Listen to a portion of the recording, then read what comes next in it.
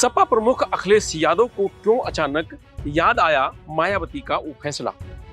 गुलशन पर एफआईआर से भड़के अखिलेश यादव ने राजा भैया को चुनौती दे डाली तो साक्षी महाराज पर बोलकर बीजेपी की बेचैनी बढ़ा दी। नमस्कार, आप देख रहे हैं लोकमत हिंदी की खास पेशकश यूपी डायरी। मैं हूं रजनीश यादव।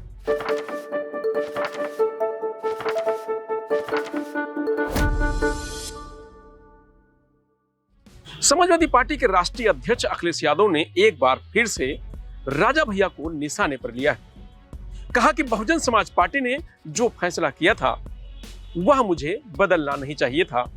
अखिलेश यादव का इशारा मायावती सरकार के दौरान लगाए गए कोटा एक्ट की तरफ था, जिसे मुलायम सिंह यादव की सरकार ने बाद में हटा दिया था। अखिलेश यादव ने मंगलवार को सपा कार्यालय में मीडिया से बात करते हुए योगी सरकार पर तीखा हमला बोला। झांसी में किसानों की जमीन औने पौने दामों में छीने जाने से लेकर जेपीएनआईसी बेचने तक हर मुद्दे पर अखिलेश ने सरकार की नीयत और नीति पर सवाल खड़े किए। अखिलेश ने कहा कि जब सब कुछ बिक रहा है तो अब बसें भी बिकेंगी। भाजपा एसेट्स बनाना नहीं चाहती, वो बस बेचने में लगी हुई है। उन्होंने दावा करते हुए कहा कि जिस दिन चाहेंगे साक्षी महाराज समाजवादी पार्टी में आ जाएंगे। अखिलेश ने राजा भैया को भी निशाने पर लिया और कहा कि बहुजन समाज पार्टी के निर्णय को मुझे बदलना नहीं चाहिए था। राजा भैया ने अखिलेश के खास और प्रतापगढ़ के जिला अध्यक्ष गुलशन यादव के खिलाफ एफआईआर लिखाई थी।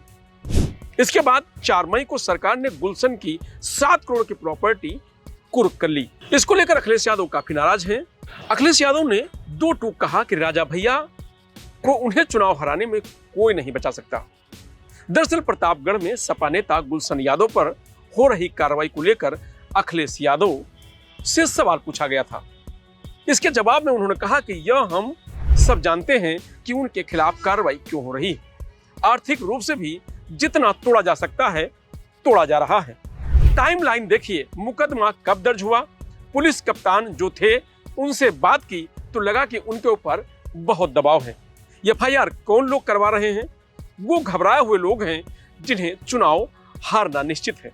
वो लोग चुनाव हारेंगे, उन्हें कोई भी गणित चुनाव नहीं जिता सकती।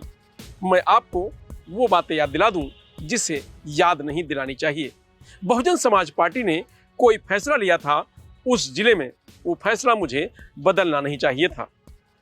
अखिलेश यादव का इशारा राजा भैया पर लगे पोटा कानून की तरफ था। बता दें कि साल 2002 में प्रदेश में भाजपा और बसपा के गठबंधन की सरकार थी। राजा भैया पर आरोप लगा कि वह भाजपा बसपा वाली गठबंधन सरकार को अस्थिर करने का प्रयास कर रहे हैं, सरकार गिराना चाहते हैं। 2 नवंबर 2002 को मायावती सरकार ने राजा भैया को कोटा के तहत गिरफ्तार करवाया। राजा भैया को करीब 11 महीने तक जेल में रहना पड़ा। इस दौरान उनकी भद्री रियासत की हवेली में पुलिस ने छापेमारी की और उनकी संपत्ति को भी कुर्क करने की कार्रवाई की थी। 2003 में मायावती सरकार ने प्रतापगढ़ में राजा भैया की भद्री रियासत के पास स्थित बेती तालाब को सरकारी कब्जे में ले लिया। इसे भीमराव अंबेडकर पश्चिम बिहार घोषित कर दिया था। बाद में प्रदेश में सत्ता परिवर्तन हुआ। मुलायम सिंह यादव प्रदेश के मुख्यमंत्री बनते ही राजा भैया की रिहाई के आदेश जारी कर दिए। साथ ही बसपा सरकार द्वारा लिया गया कोटा भी हटा दिया गया। अखिलेश यादव ने चाचा शिवपाल यादव को लेकर कहा कि उनके संबंध सबसे अच्छे हैं। कुछ लोग सदन की कार्रवाई नहीं समझते लेकिन बयानबाजी जरूर करते हैं। खनन में भ्रष्टाचार के सवाल पर अखिलेश यादव ने मुस्कुराकर कहा कि योगी जी ने शायद पहली बार सच बोला है। जाने वालों की तारीफ होनी चाहिए। अब तो आप सबको पता है कौन जा रहा है। जिस दिन चाहेंगे साक्षी महाराज हमारे साथ आ जाएंगे। वो पीडीए की लड़ाई के लिए हमारी पार्टी में आएंगे। उन्हीं के दबाव में ही सरकार जाति जनगणना करा रही है। तो पहलगाम में शहीद हुए लोगों को शहीद का दर्जा दिया जाना चाहिए। सरकार उनके परिवार वालों को 10-10 करोड़ रुपए का मुआवजा दे।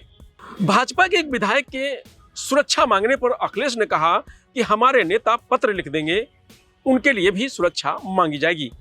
उन्होंने कहा आजकल डर लगता है कि किस जवाब को आप लोग कैसे पेश कर देंगे। आप मेरी किसी से लड़ाई करवा देंगे। जब होम मिनिस्ट्री गाइडलाइन जारी कर चुकी है तो गैर जरूरी बयान नहीं देने चाहिए। उन्होंने कहा कि जेपीएनआईसी से हमारा इमोशनल अटैच है। जब उसका शिलान्यास हुआ था कई समाजवादी नेता मौजूद थे।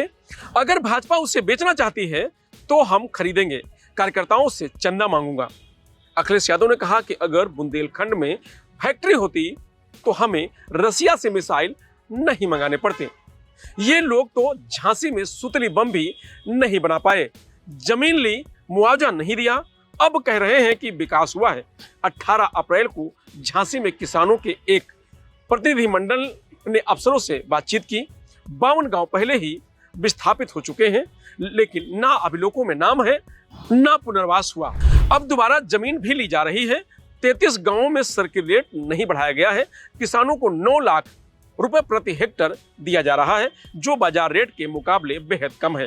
तहसीलदार किसानों पर जमीन रजिस्ट्री के लिए दबाव बना रहे हैं। तो वहीं अमन एनकाउंटर पर अखिलेश यादव ने कहा कि आज जब मैं सुबह उठा तो अमन यादव के एनकाउंटर की खबर आई। मुझे लगा कि यह गलत हो सकता है। एक कार्यकर्ता का फोन आया तो पता चला कि सरकार ने उसका गलत नाम चलवाया है। जो सरकार असली पूरा नाम आरोपी का नहीं जानती हो, जाति विशेष खासकर सपाइयों को बदनाम करने के लिए इन्होंने जानबूझकर नाम चलवाया है। जब पता लगवाया तो मालूम हुआ कि पुलिस की ओर से मैसेज दिया गया। पुलिस के बड़े अधिकारी ने ब्रीफ किया था। सपा की मांग है कि जिसका असली नाम भी नहीं जानते, पुलिस उसका एनकाउंटर करके बदनाम करना चाहती है। ऐसे अधिकारी को निलंबित करना चाहिए। जब सरकार कहती है कि युद्ध हो सकता है तो मीडिया सेल को पहले कैसे पता चल जाता है? क्या मॉक ड्रिल भी प्रचार का हिस्सा है? अखिलेश ने कहा कि आगरा में 7 दिन में कई मर्डर, चंदौली में भी वारदात। सरकार आरोपियों को बचा रही है। लोग लाइव मर्डर देख रहे हैं, लेकिन कुछ भी उत्तर प्रदेश में नहीं हो पा रहा है। फिलहाल यूपी डायरी में आज इतना ही। कल फिर मिलेंगे नई खबरों के साथ। नमस्कार, आप देखते रहिए लोकमत हिंदी।